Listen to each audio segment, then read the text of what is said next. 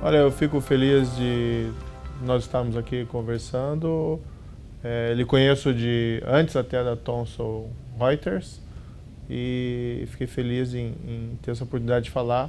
Infelizmente, eu não tive condições, pela intensidade do trabalho, de me deslocar para esse evento, mas eu tenho o prazer aqui de trocar algumas palavras aos participantes desse Brasil Risk Summit organizado pela Thomson Reuters.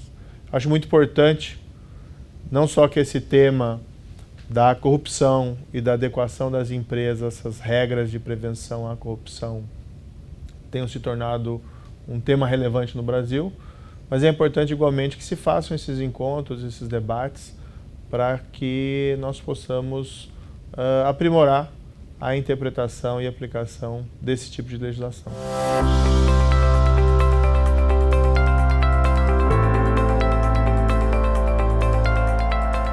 Há uma esperança. Eu acho que o tema da corrupção entrou definitivamente nos debates e na agenda das discussões aqui dentro do Brasil. O que eu tenho ouvido muitas pessoas têm me falado, advogados, empresários, têm falado que hoje há uma preocupação muito maior com esse tema da corrupção e há uma preocupação de fato de se implementar mecanismos eficazes de controle, de compliance para prevenir a utilização de estruturas empresariais ou a contaminação de estruturas empresariais pela corrupção. E, de certa maneira, isso é explicado por esses últimos acontecimentos, por essas investigações, pela dimensão dela. Acho que é cedo para se fazer um prognóstico até onde isso vai ser implementado, mas é muito saudável ao alvissareiro perceber que existe essa temática hoje em debate e sendo pensada seriamente pela advocacia e pelos empresários.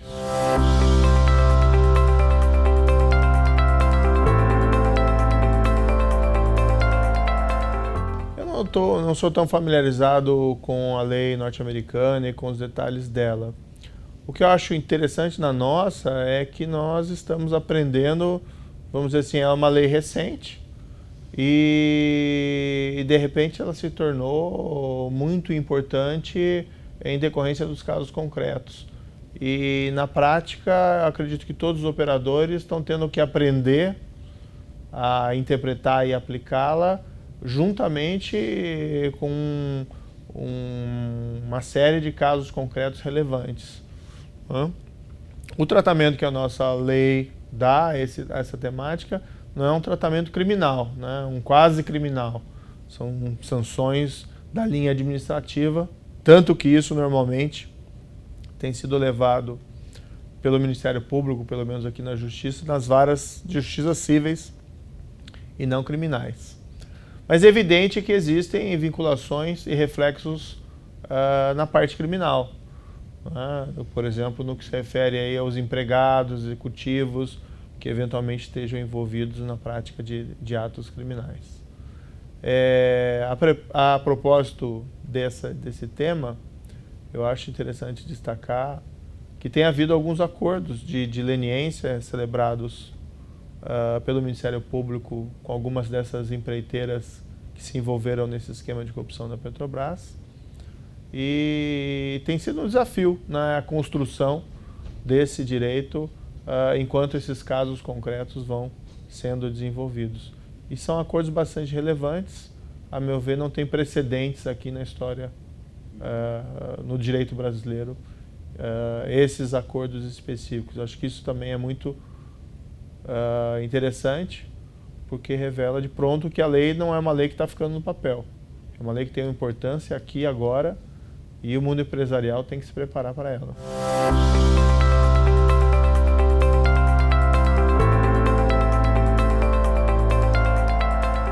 Olha, nós temos que amadurecer como país e amadurecer nossas práticas institucionais e não ter uma confiança, por vezes, equivocada de que existem, por exemplo, determinadas pessoas ou determinados episódios que podem transformar toda a nossa vida. Então, esse trabalho se faz no dia a dia. Tá? E é importante aproveitar esse sentimento da população, da opinião pública, de indignação contra a corrupção, no nível que foi descoberta pelos casos já julgados, e transformar isso em conquistas mais duradouras no nosso dia a dia. Nós não podemos nunca esquecer o potencial que tem o setor privado, dele por si só, fazer muita diferença em relação à diminuição da corrupção no Brasil. Nós temos uma tendência de pensar, vamos esperar a lei X, vamos esperar os políticos, vamos esperar que os agentes públicos mudem, mas uma mudança comportamental relevante pode vir diretamente do setor privado, que tem uma dinâmica muito maior do que o poder público. E eu, pelo menos, tenho visto isso em debate e sinais, né? Esses próprios acordos de leniência feitos são uma mudança de comportamento. Grandes empresas vindo a público reconhecendo e pedindo desculpas pelo seu envolvimento em corrupção. Acho que esse é o primeiro passo para recuperar a reputação e recuperar a posição de mercado.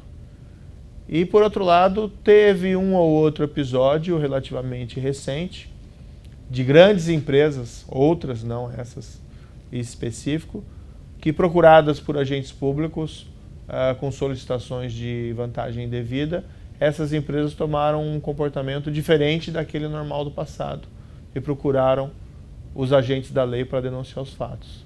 Eu me refiro aqui a um deles, especificamente, um caso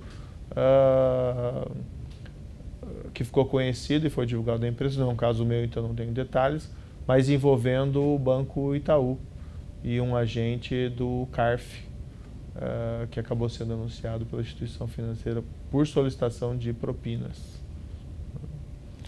Tem um exemplo aí, um exemplo histórico, né, para ilustrar o potencial de contribuição das empresas para a apuração de esquemas de corrupção. Aquela famosa Operação Mãos Limpas, ela começou em fevereiro de 92 porque um empresário denunciou que estava sendo extorquido por um agente público em Milão. Foi ele que levou o fato às autoridades e que acabou sendo o estopim daquela operação que se tornou depois gigantesca.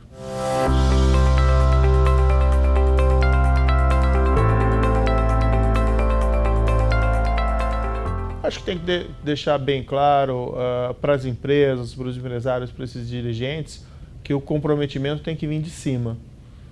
Não adianta estabelecer sistemas de compliance para detectar eventuais ilícitos de empregados se a eventual comportamento criminoso vem da cúpula das empresas. Então tem que ser algo a sério. E ilustrar até com esses casos que tem acontecido, que embora eventualmente a prática de ilícitos, corrupção, possam gerar alguns ganhos momentâneos, os riscos são muito grandes. Né? Não só os riscos para os indivíduos, pelos processos criminais, mas o risco para a própria entidade corporativa. Eu acho que cada vez mais nós temos que ter presente aquela noção de que o crime não compensa e não deve compensar.